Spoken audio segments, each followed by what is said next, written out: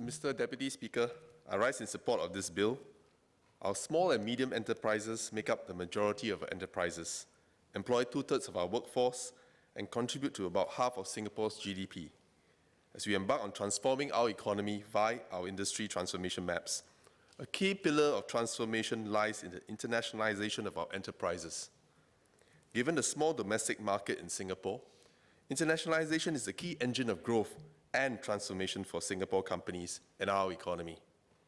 Expanding our SMEs overseas will also give our working people more opportunities to gain international work experience and enhance job mobility.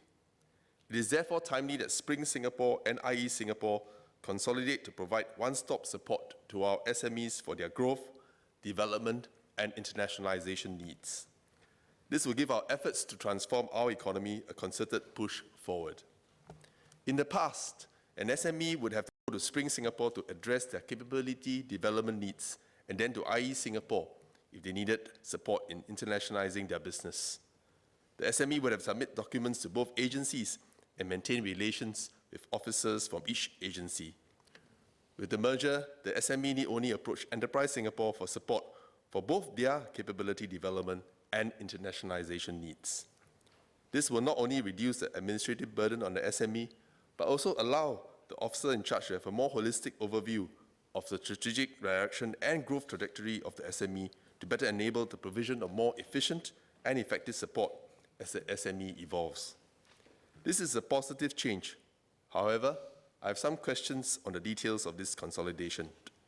First, in view of the merger, staff from both Spring Singapore and IE Singapore will have to take on new roles and expanded job scopes. A total of 960 employees will be affected. Spring Singapore has about 500 employees, while IE Singapore has about 450. The staff in Enterprise Singapore must be familiar with both the mandates, schemes and grants of Spring Singapore and IE Singapore in order to provide SMEs with the one-stop advisory and support envisioned. How are staff being prepared for this expanded job scope? Would there be any support provided to them during this transitioning period?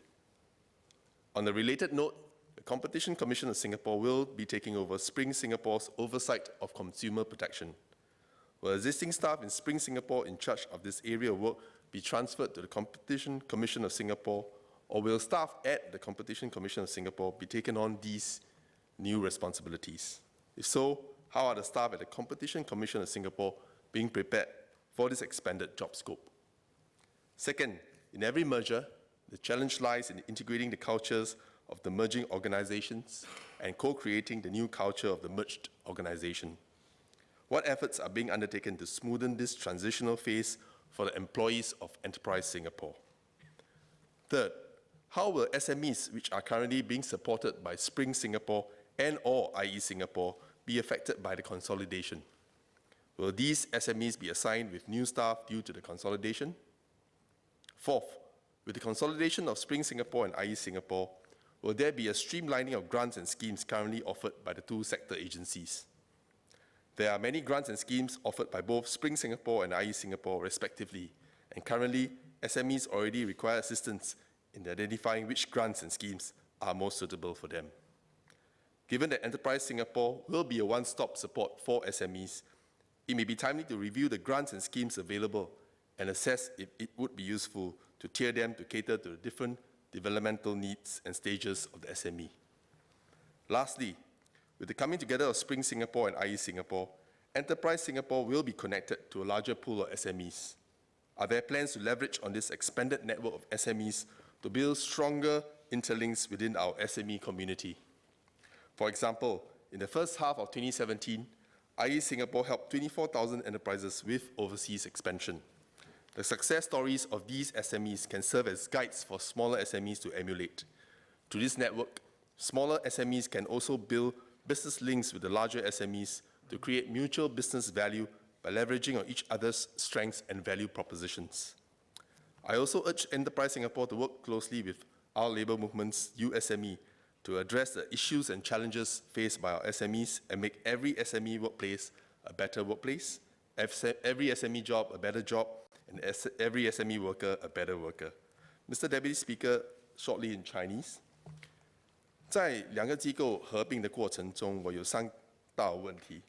第一，在合并过程，各自的工友会受影响，工作范围有可能改变或扩大。和企业文化不同，他们会得到什么援助？再创造出一个新的企业文化，有没有措施让合并过程顺畅？第二，合并后原有给中小企业的援助计划会不会受影响？